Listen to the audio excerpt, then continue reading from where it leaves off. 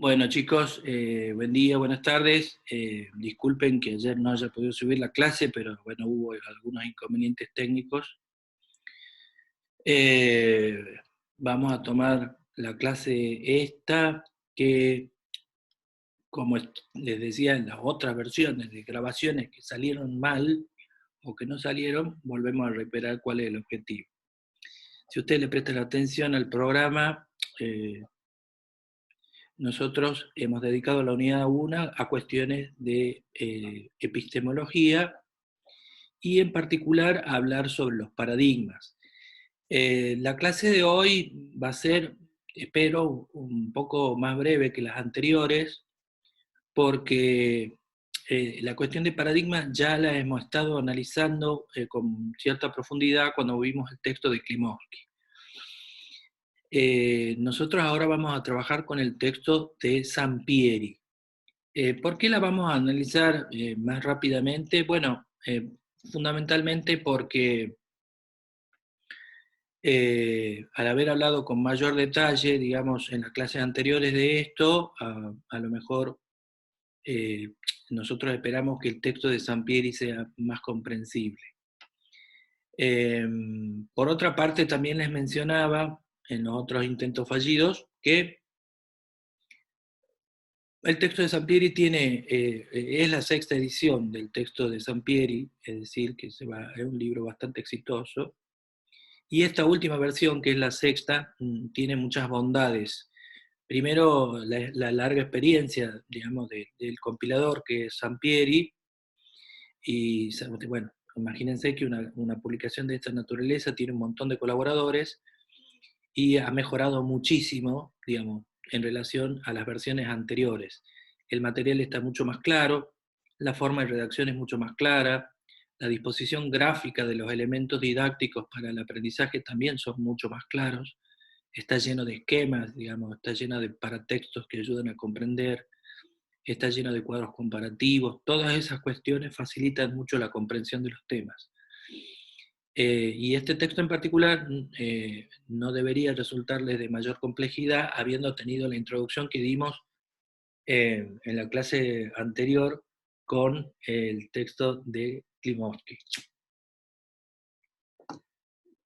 Uno de los problemas de la cuarentena, entre otras cosas, la presión de laboral, etcétera, ha sido que vuelva a fumar después de 7 años, que espero dejarlo prontamente de nuevo.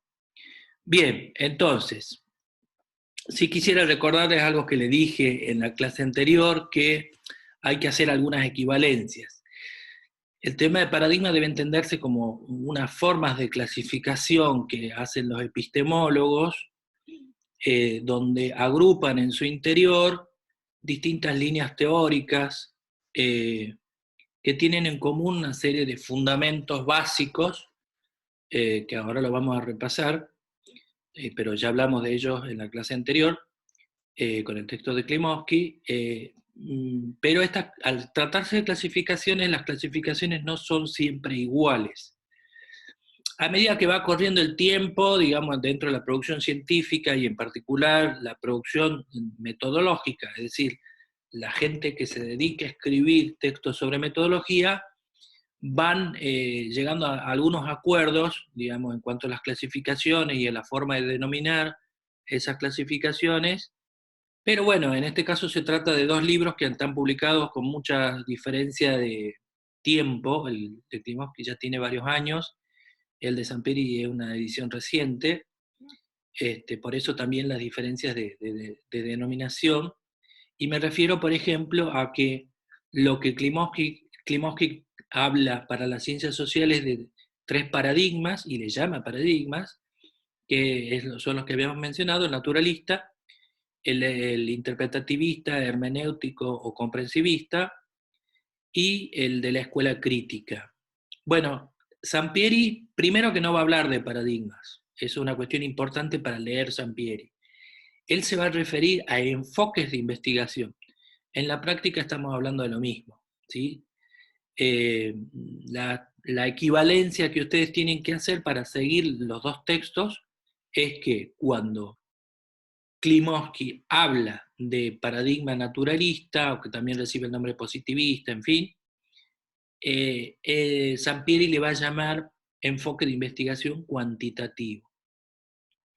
Cuando cuando Klimovsky habla de paradigma interpretativista, comprensivista, en fin, los nombres que recibe, a ese paradigma Sampieri le va a llamar enfoque cualitativo.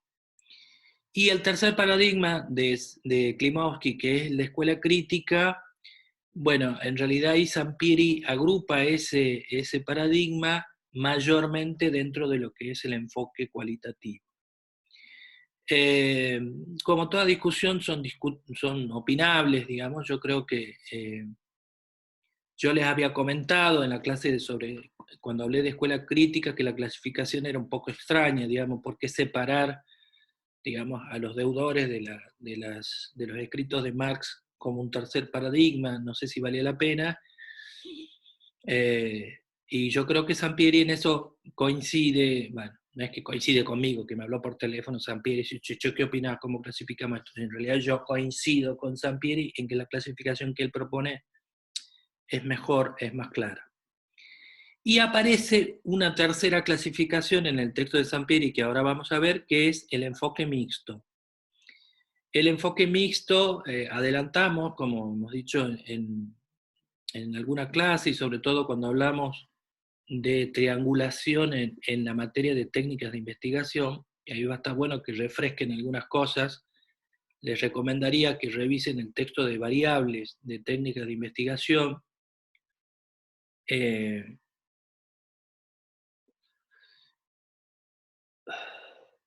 Parte de la idea de que estos paradigmas, que fíjense que tienen muchísimos años de surgimiento, son casi 100 años o más de que surgen estos paradigmas, originalmente, digamos, con Comte y Dilthey Comte en el positivismo y Dilthey en el hermenéutico o interpretativista, se habían presentado como paradigmas totalmente opuestos e irreconciliables.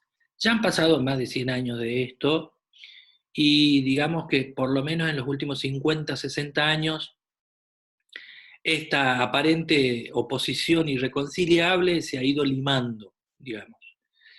Los investigadores, los epistemólogos han empezado a llegar al acuerdo de que no hay razones para pensarlo como paradigmas opuestos, como si fuera que uno es mejor que el otro, como una suerte de competencia, sino a pensar la posibilidad de que cada paradigma atrapa una dimensión de la realidad y no otra. Es decir, y por lo tanto aparece esta discusión de que no debería pensarse estos paradigmas como opuestos radicalmente y totalmente incompatibles, y sobre todo autoexcluyente, que si yo elijo un paradigma no puedo usar el otro y viceversa.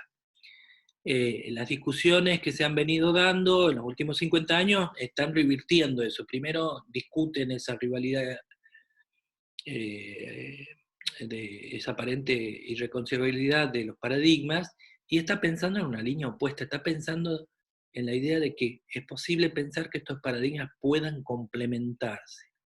El resultado de la complementación de estos paradigmas puede dar que si cada paradigma atrapa una dimensión distinta de la realidad, en conjunto, es decir, haciendo confluir partes de los dos paradigmas en un tercero, que es lo que Sampieri le llama el enfoque mixto, es posible que la captura, entre comillas, de los fenómenos sociales, en este caso, sea más completa y menos parcial que tomando uno u otro paradigma solamente. Bueno, hechas estas aclaraciones, ahora voy a compartirles el texto de Sampieri.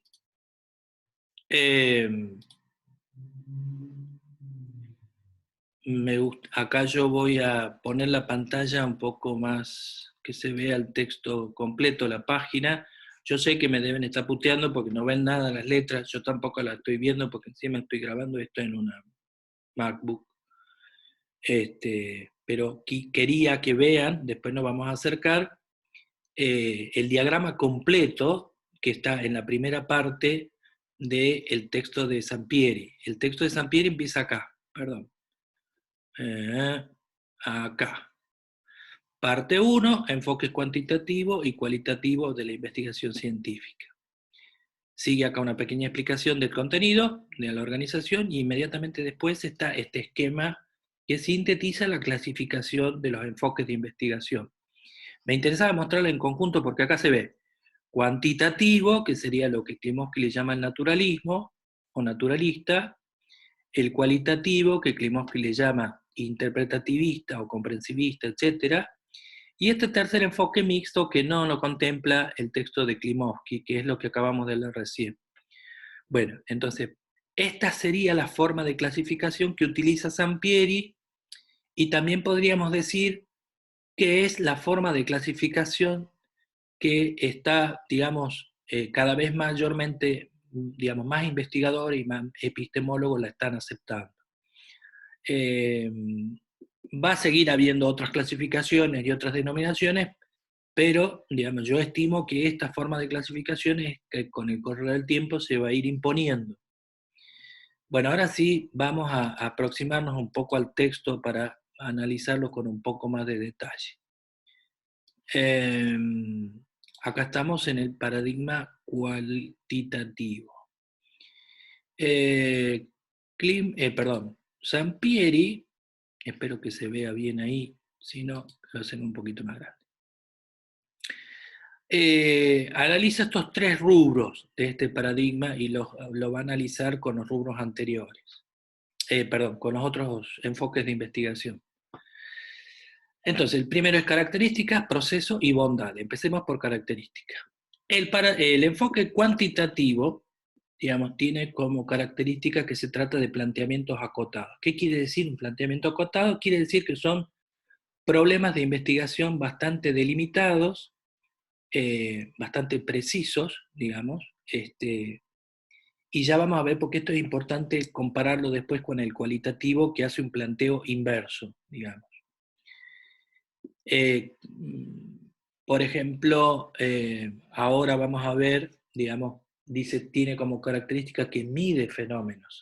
Y acá nos vamos a detener un poquito y les voy a pedir que recuerden, y si no recuerdan, les voy a pedir que desempolven sus apuntes de variables de técnicas de investigación y vean la parte de la clasificación entre cualitativas y cuantitativas.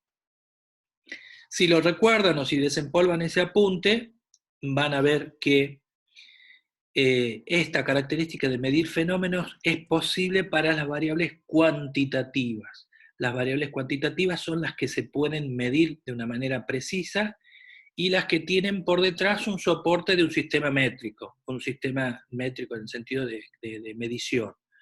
Entran tanto para los fenómenos naturales, por ejemplo, temperatura, distancias, altura de algo, qué sé yo, energía, bla, bla, bla, digamos, dentro del campo de las ciencias naturales.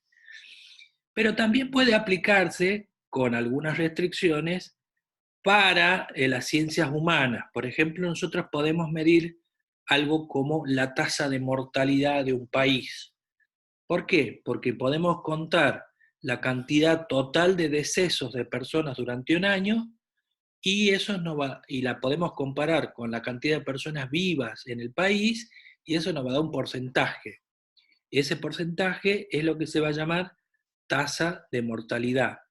Obviamente esa tasa de mortalidad tiene un montón de otras clasificaciones, puede ser tasa de mortalidad por causas naturales, tasa de enfermedad por enfermedades infecciosas como el COVID-19, tasa de mortalidad por accidentes de tránsito, en fin.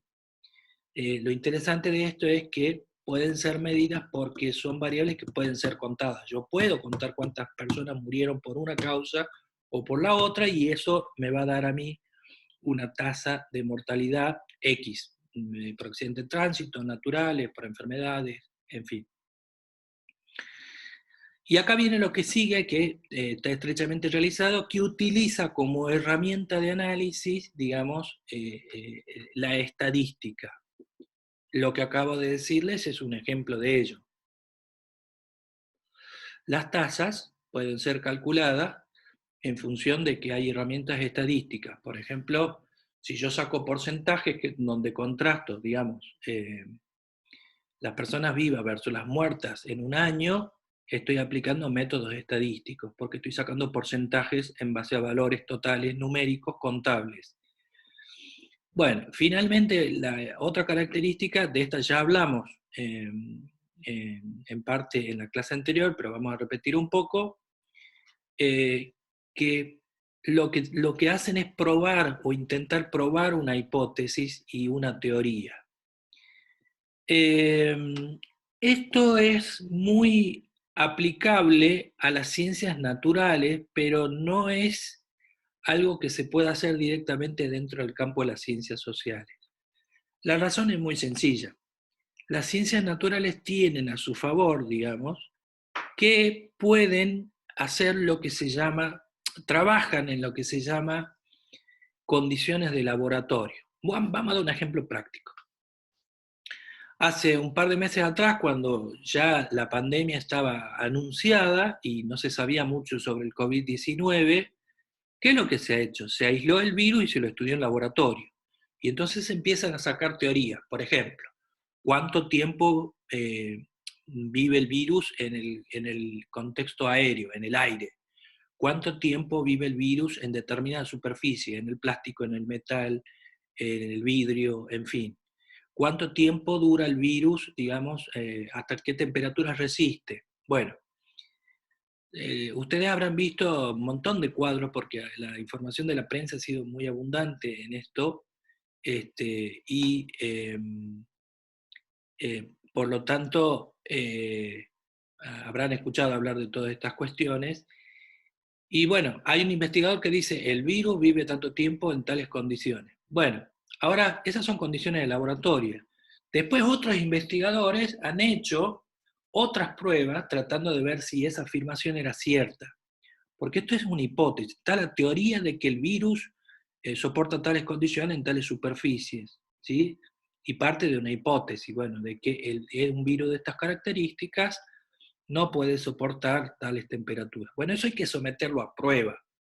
Y de hecho muchos investigadores hicieron pruebas de laboratorios y algunas coincidieron y otras no. Es decir, los conocimientos sobre el COVID, al tratarse de un fenómeno nuevo en ciencias naturales, están siendo sometidos todo el tiempo a procesos de experimentación. También, por ejemplo, se han hecho pruebas ya no de laboratorio, sino en condiciones más reales. Se puso el virus en condiciones de ambiente y se vio que los resultados de laboratorio diferían, por ejemplo, de las pruebas de laboratorio. Los resultados obtenidos en ambiente, es decir, en el exterior, eran diferentes a los obtenidos en laboratorio. Todo eso hace que esa hipótesis sea falsa parcialmente y se vaya corrigiendo. ¿Se entiende esto? Eh, por decirles, bueno, yo creo que con ese ejemplo eso estaría claro. En el campo de las ciencias sociales eso no es tan simple. ¿Por qué? Porque nosotros en las ciencias sociales no tenemos la posibilidad de hacer esto que se llama condiciones de laboratorio. Nosotros no podemos meter gente dentro de un laboratorio y ver cómo se comportan porque le quitaríamos la naturalidad de su comportamiento, digamos. Nosotros no podemos reproducir la Revolución Francesa o los fenómenos sociales para ver si las variables que estaban en juego eran las correctas. ¿Se entiende? Entonces, sería un error pensar, digamos, que la prueba de la hipótesis en ciencias sociales tiene la misma precisión o la misma capacidad de certeza, entre comillas, que en las ciencias sociales. Pasemos a la parte de los procesos ahora. Lo primero que es importante es que es un proceso de orden deductivo. ¿Por qué es deductivo? Porque parte de lo general hacia lo particular. ¿Y qué sería lo general? Lo general son las teorías. Y lo particular son los casos de contraste, ¿sí? Lo que, si ustedes han hecho epistemología, Popper le llama los observables. Un ejemplo de esto en ciencias naturales sería, bueno, yo formulo, porque resulta que soy Newton, y formulo la ley de la gravedad, que dice que hay una fuerza que se genera a partir de la masa de los objetos, y que cuando hay dos objetos, con uno que tiene mayor masa que la otra, el objeto de menor masa es atraído por el de mayor masa. Y esa sería la explicación por qué nosotros estamos en el suelo y no flotando en el aire, porque la Tierra tiene una masa muy superior a la de nuestros cuerpos, por ejemplo. ¿Sí? De hecho, menciono otro caso. La teoría de la gravedad ha sido probada, por ejemplo, cuando salió la primera misión tripulada en los años 60 hacia la Luna. Ustedes saben que la cantidad de energía que necesita un cohete espacial con la tecnología que había en los 60 no era suficiente para hacer que ese cohete llegue, digamos, hasta la Luna.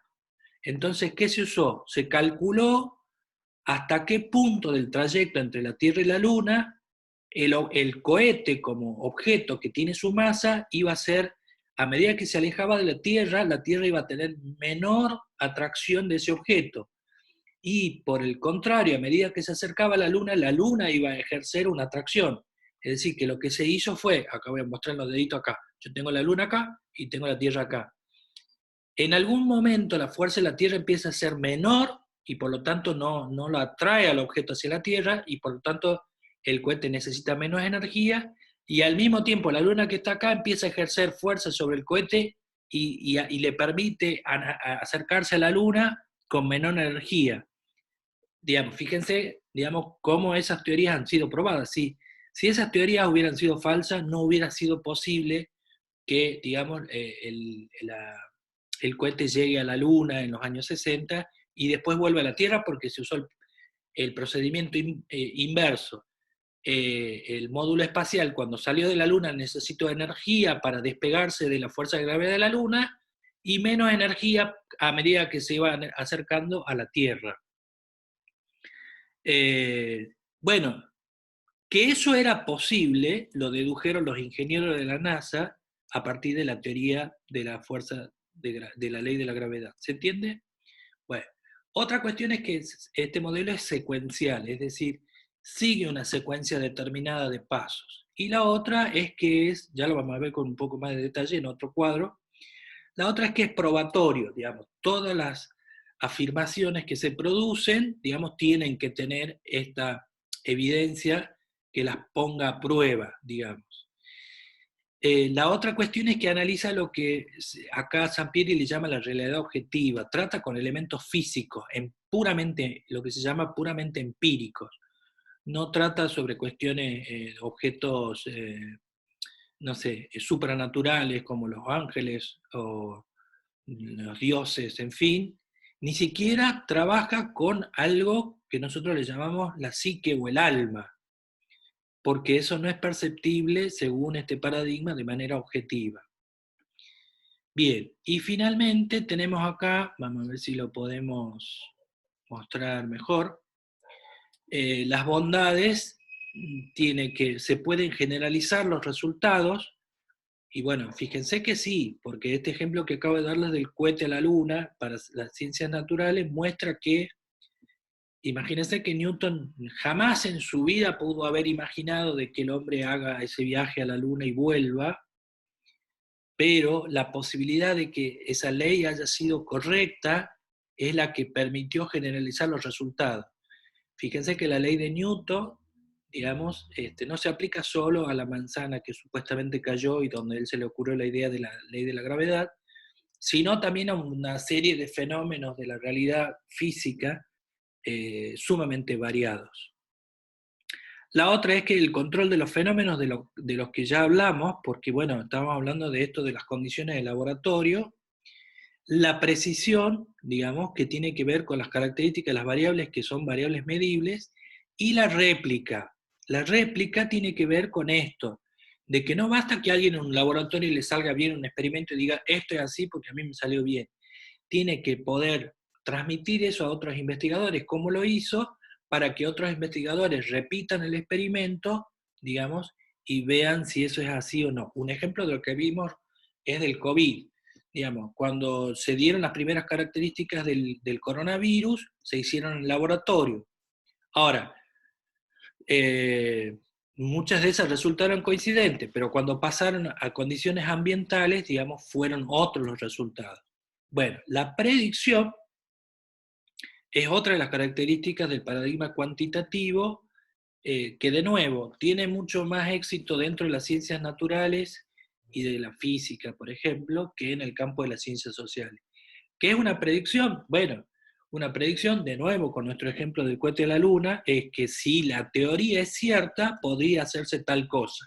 Y de hecho, es lo que pensaron los ingenieros de la NASA, que obviamente ya dan por sentado que la ley de la gravedad está sumamente probada. Dijeron, si la ley, bueno, no dijeron eso porque sería estúpido pensar lo que dijeron, pero estamos pensando en una situación hipotética. Como la ley de la gravedad está probada, esto debería ser posible, que lancemos un cohete que la energía que utilice aproveche la fuerza de la gravedad de la Luna y de la Tierra simultáneamente, teniendo en cuenta esas dos fuerzas. La fuerza de la Luna para traer la nave espacial hasta la Luna, y después la fuerza de gravedad de la Tierra para traer de regreso esa nave hacia la Tierra. ¿Se entiende? Esa sería una predicción. Bien, pasemos, vamos a saltear este por ahora y vamos al cualitativo. Acá tenemos, vamos a ver primero estos dos cuadros, características. A diferencia del cuantitativo, los planteos son más abiertos, pero se van enfocando. Es decir, una de las características del método cualitativo, que también recibe el nombre de interpretativista o hermenéutico, etc., es que empieza con un planteo abierto, pero con el tiempo se va enfocando.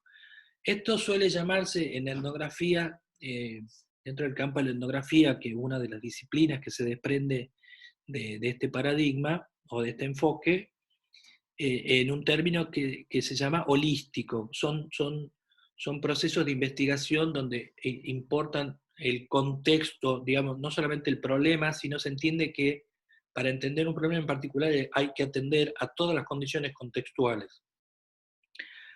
Pero no se queda ahí.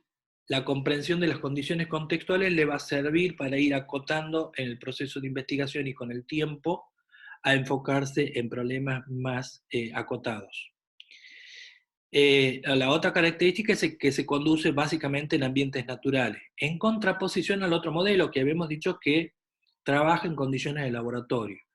Los investigadores que hacen cualitativas suelen desplazarse hacia los lugares donde están los fenómenos que quieren investigar. Los antropólogos van a las comunidades, ya sea comunidades originarias o dentro de la antropología urbana, a las villas miserias o a los guetos, en fin, digamos, van a esos lugares. Y por varias razones, no pueden traer una comunidad originaria y estudiar en laboratorio porque sería absolutamente absurdo. Los significados que se extraen de los datos. Eso es interesante porque eh, eh, es una línea de investigación, un paradigma, un enfoque que tiene como fuerte, digamos, su fuerte es que todos los significados, es decir, todas las cosas que llegan a concluirse o a aprenderse no son especulaciones meramente teóricas, sino que se extraen de los datos obtenidos en trabajo de campo, por ejemplo, o a través de la aplicación de distintas técnicas que impliquen, digamos, el acceso a los datos directamente en campo. La otra cuestión es que no se fundamenta en datos. Acá hay una serie de metodologías que está explicado, digamos, dentro del texto de Sampieri, y que ustedes lo van a ver con más detenimiento. No trabaja con estadística, sino con otra serie de recursos como la aplicación de entrevistas, la observación participante, en fin, otros recursos. En cuanto al proceso, es un proceso que a diferencia del cuantitativo es inductivo. Cuando uno dice que ese proceso es inductivo, quiere decir que a partir del estudio de distintos casos diferentes, se produce una generalización. Es decir, va, a diferencia del cuantitativo, que va de lo general, que es la teoría, a lo particular, que son los casos, esto procede al revés. Se estudian distintos casos, se ve que tienen en común los distintos casos, y eso es lo que produce una generalización. Entonces, esos son los que se llaman procesos deductivos para el caso del primero e inductivos para este caso. Son procesos recurrentes en el sentido de que tienen distintas orientaciones en el proceso, no es un proceso lineal como en el primero, pueden ir y volver de distintas fases de investigación las veces que sea necesaria, y al mismo tiempo puede ir de la teoría a los casos y de los casos a la teoría todo el tiempo para ir mejorando, digamos, la calidad de las afirmaciones científicas que se hacen. La otra es que analiza múltiples realidades subjetivas. Fíjense que acá aparece algo distinto de lo otro. Acá se trabaja, por ejemplo, con subjetividades. La subjetividad no es algo que sea directamente perceptible, como lo es una madera, el fuego, un cohete espacial, la tierra, las plantas, etcétera, etcétera. La subjetividad no es algo que se puede ver directamente. Y finalmente, bueno, esto que decíamos un poco, no tiene una secuencia lineal, se puede ir y volver, digamos, desde distintas fases del proceso de investigación. Tiene como bondades que profundizan los significados. Acá me gustaría hacer un pequeño paréntesis y recordarles, digamos, dos características generales de estos dos procesos, cualitativo y cuantitativo. El cuantitativo es un paradigma de investigación que aporta conocimiento científico sobre gran volumen de datos, porque utiliza gran cantidad de casos. Imagínense los casos que se desprenden del análisis del censo, los que se desprenden de la EPH, que le cuesta permanente de hogares. Estamos hablando de gran cantidad de personas. Pero si bien trabaja con muchas personas, por ejemplo, lo que sabe de cada una de esas personas no es mucho. Entonces es un paradigma extensivo, pero que no logra profundizar en cada uno de los casos que está contando, por decirlo así. Al revés, el paradigma cualitativo estudia pocos casos, pero lo hace en profundidad. Las bondades también, cuando se refiere a amplitud, es que al ser un paradigma holístico, puede, digamos, ampliar su mirada sobre otros aspectos que el paradigma cuantitativo no lo tiene previsto. Por ejemplo, las condiciones contextuales donde se desarrollan los fenómenos sociales. Y la otra cuestión es la riqueza interpretativa, que tiene que ver con la posibilidad, digamos, de que de interpretar qué es lo que está ocurriendo. Si ustedes lo piensan, la densidad, en el sentido de que la densidad de significados que pueden obtenerse dentro de una entrevista son mucho más profundas que las que se pueden obtener mediante un cuestionario, incluso cuando el cuestionario tenga preguntas abiertas. Si comparamos lo que puede decir alguien frente a una pregunta abierta en un cuestionario contra lo que puede decir alguien en una entrevista de historia de vida, por ejemplo, eso nos da, digamos, una riqueza interpretativa del intento de explicación mucho más rico, digamos. Y lo otro que tiene que ver con lo que acabamos de ver es que no, al trabajar in situ, es decir, en el lugar donde ocurren los hechos que le interesa estudiar, el fenómeno está contextualizado. Fíjense la diferencia con el que hablamos del COVID. El virus fue primero, obviamente por cuestiones de seguridad, etcétera. Uno no puede sacar un virus a la calle así nada más y ver cómo se comporta porque se imaginan que es peligroso. Pero más allá de eso, en general, el paradigma cuantitativo trabaja con condiciones de laboratorio. Y las condiciones de laboratorio implican algunos beneficios, como es trabajar tranquilamente con variables controladas, etcétera, etcétera, pero le quita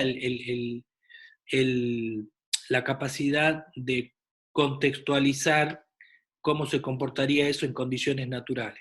En este paradigma, en el cualitativo, al contrario, no. Nos permite contextualizar el fenómeno que las condiciones de laboratorio no lo permiten. Bueno, yo voy a revisar acá porque no quiero tener otra sorpresa. No sé si esto me deja, no me está mostrando el tiempo que estoy utilizando. Y vamos a ver si podemos avanzar. Si no, tendré que hacer un segundo video, pero hasta ahora parece que vamos bien. Vamos a ver, achiquemos la pantalla y volvamos a otra cosa que quiero que vean. Vamos a saltearnos esto, simplemente acá Sampiri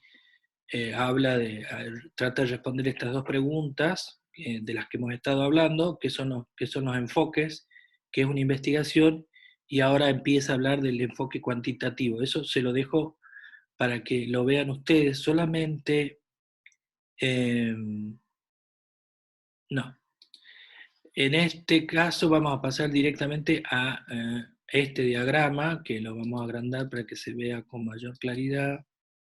Ya me fui de mambo. Ahí estaría bien. Yo no sé si esto lo voy a poner acá. Y vamos a ver de qué se trata este diagrama, que yo se lo voy a explicar rápidamente, pero ustedes lo tienen que analizar con mayor profundidad. Este diagrama representa el proceso de investigación cuantitativo. A los pasos, Sampiri le llama fases. La idea, el planteamiento del problema, la revisión de la literatura, etcétera, elaboración de la hipótesis, todo esto ustedes lo van a ver no solamente en este texto, sino también lo van a ver cuando vayan desarrollando el trabajo práctico final. ¿Qué es lo que me interesa que vean de acá? Esto. La idea, fase 1, pasa a la 2, a la 3, a la 4. Es un proceso secuencial y es un proceso lineal. ¿Sí? No es que de la idea se pasa al reporte de resultados. Bueno, este es el esquema que plantea Sampieri. Hay otros autores, como por ejemplo un autor que veíamos antes que se llama José Juni, que ya lo sacamos de la bibliografía de este año, que dice, bueno, sí, este es un diagrama ideal, hay que pensarlo como un diagrama ideal, porque las investigaciones no siempre tienen esta característica de modelo cuantitativo tan bonitas y tan perfectas, y no todas, por ejemplo, una investigación puede surgir de una idea, pero a lo mejor puede haber salido de la revisión de la literatura donde se me ocurrió un problema. Lo único que está claro es que una vez que algunas cosas ya empiezan a tomar un perfil mejor, sí este proceso tiene que estar completo, independientemente de que si la idea surgió acá, yo estaba leyendo literatura sobre un problema, yo pongo el dedo como si fuera que está señalando, pero bueno, acá, por ejemplo, y de ahí que la idea tome forma, y de ahí que se plantee el problema, y ahí seguiría el proceso lineal. Este es un esquema ideal, pero hay que tenerlo en cuenta que en la realidad no siempre todos los problemas nacen con una idea. A veces esa idea surge a partir de la lectura de trabajos anteriores, eso es muy común. O a veces surge a partir de haber encontrado ciertos datos, ¿se entiende?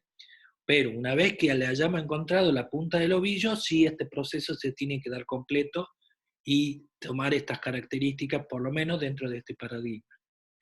Veamos en comparación el otro paradigma. Vamos a retroceder la pantalla y nos vamos a este, que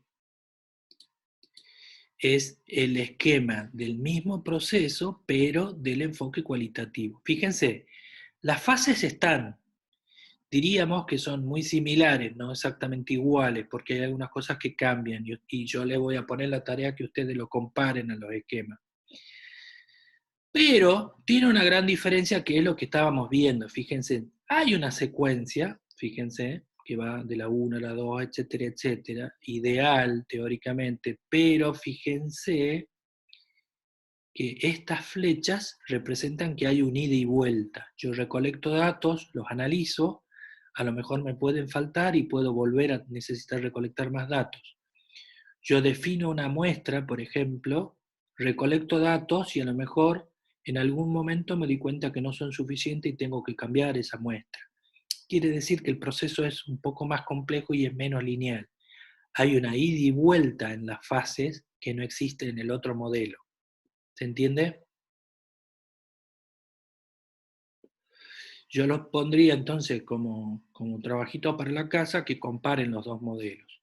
Bueno, en líneas generales, esto es lo que a mí me interesaba que sí tengamos en la clase, y les dejo como tarea que vean este apartado que dice ¿Cuáles son las diferencias entre el enfoque cualitativo? Algunas ya las hemos visto en la presentación que yo hice recién, pero acá esto está como más detallado.